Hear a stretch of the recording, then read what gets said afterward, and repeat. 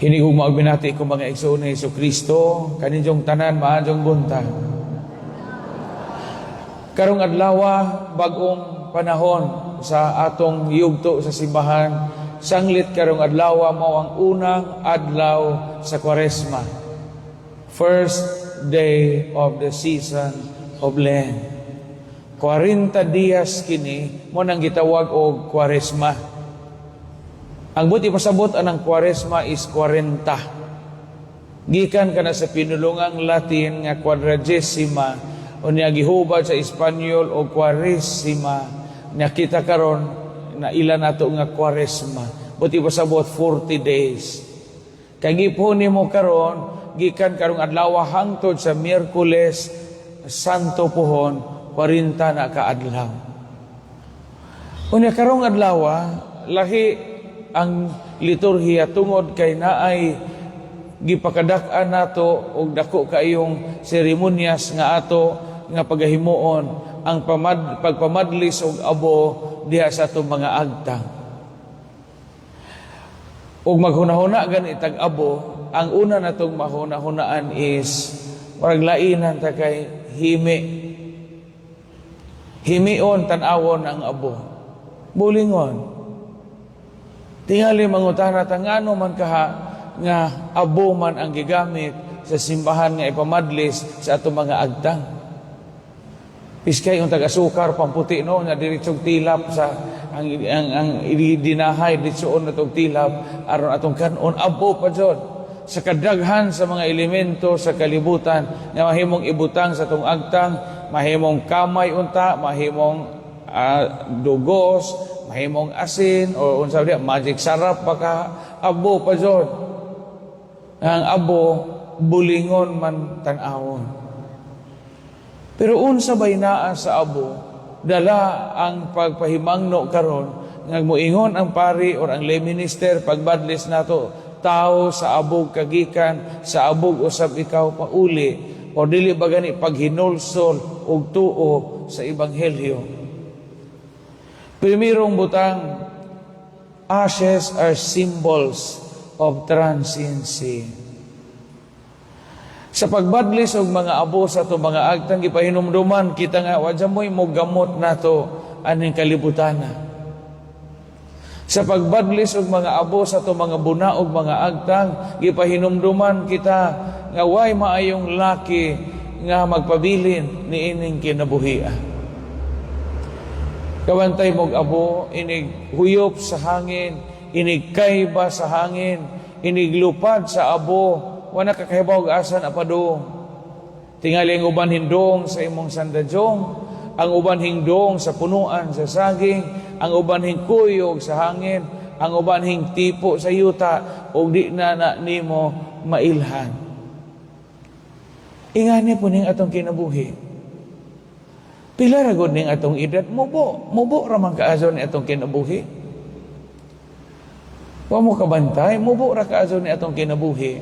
Unya ato ra bang hunahuna gawas og anguhon ta di ra ba mautro.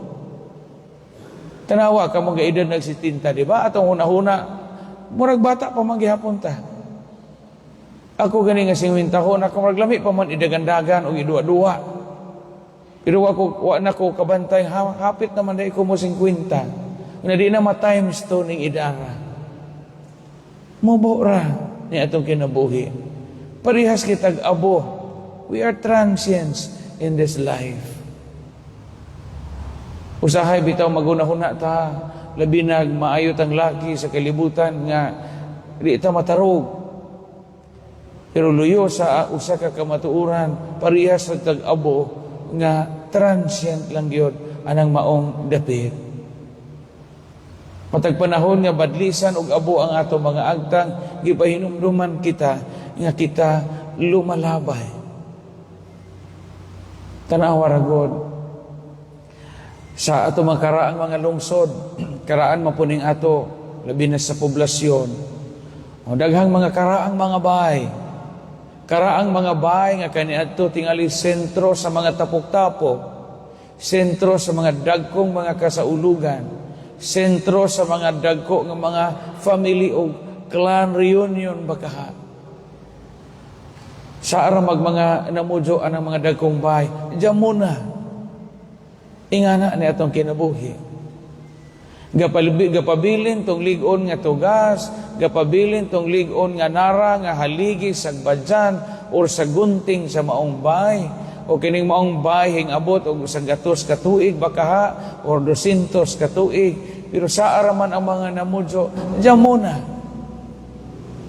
Ingani ni atong kinabuhi. Mamahimong karon ni apata ug mawana ta kahibawog na apabata.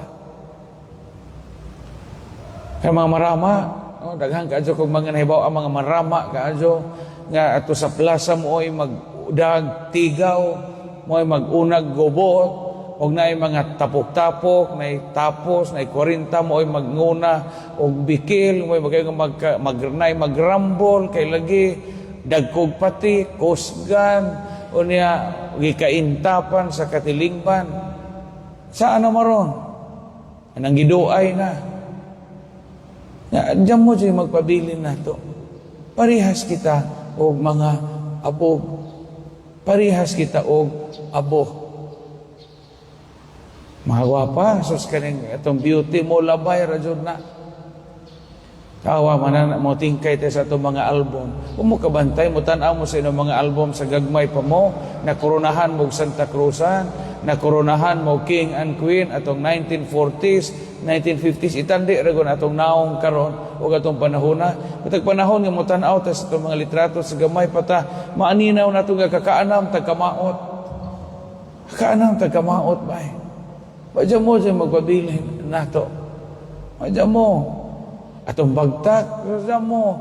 Kaya bagtak ni mong piskay, nga maayong pagkalalik sa pag-upatang na daga. Karon mura na nagsugnod. Nga, usahay, lagom. Nga na ang atong kinabuhi. Mura na taog abo. Mura na tag abo. Nabito ko nakitaan sa Facebook, nagiingon dito, mga prioridad ko na sa itong kinabuhi, depende sa kitason sa atong edad. Kay gikan kuno sa 3 anyos hangtod sa 8 anyos ang gipakadak-an sud ana padaghanay duwaan. Kay bata pa man. Nagikan sa 8 anyos hangtod sa 14 anyos unsa man na pa taasay grado. Kay mao may mga panahon nga mangiskwela kita. Gikan sa 15 anyos hangtod sa 24 anyos pagwapahay uyaw. Pagwapahay trato. Kaya mo man nating panguya. Gikan sa 25 anyos, 25 to 34 years old, palamiay og asawa. Unya, pagwapuhay, papugihay po, bana. From 35 to 44 years old, unsa man, panindutay og bay. Mo niyang panahon nga murag peak sa imong career, piskayo ni mo yung bay, o niya murag maadjud ang imong pagpaningkamot nga makabay kog tarong mahiluna ka diya sa imong kinabuhi. Kay mao man pud panahon nga mudako imong sweldo. Ang uban nga mga dato hasta septic tank irkonon. Kay lagi mo ni panahon nga paninindutay tagbahay. Pagka 45 to 54 years old, padak-anay sweldo. Kaya mo man panahon nga murag naa ka sa peak sa imong career, promotion dinhi, bagong item, isa ka imong salary grade. Mao na ang mga yugto. Human ni ana sugod na po kag daos-os. 55 to 64 years old, padaghanay nagsakit.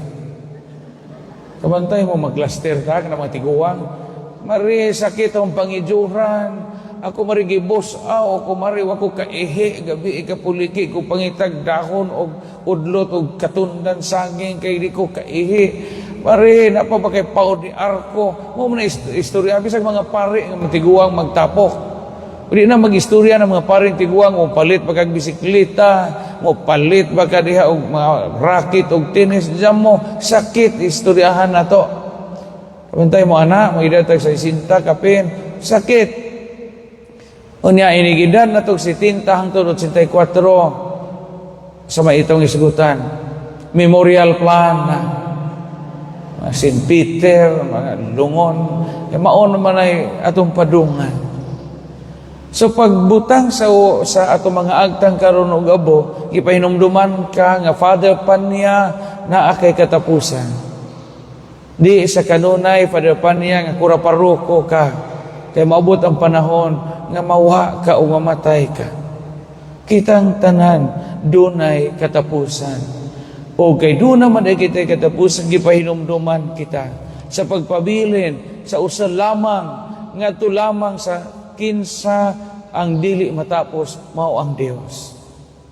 Ang Dios na may di matapos, o nangaliw po kita, nga kita nga mga tao nga dunay katapusan, makadangup o makaambit unta sa kinabuhi sa Dios, nga di matapos. Kay ang Dios lamang ang bugtong dunay gahom, nga makahatag o kapildihan sa kamatayon o sa sala nga gibuntog pinaagi sa pagpasakit, kamatayon o pagkabanhaw sa tong Ginoong Hesukristo. Amen.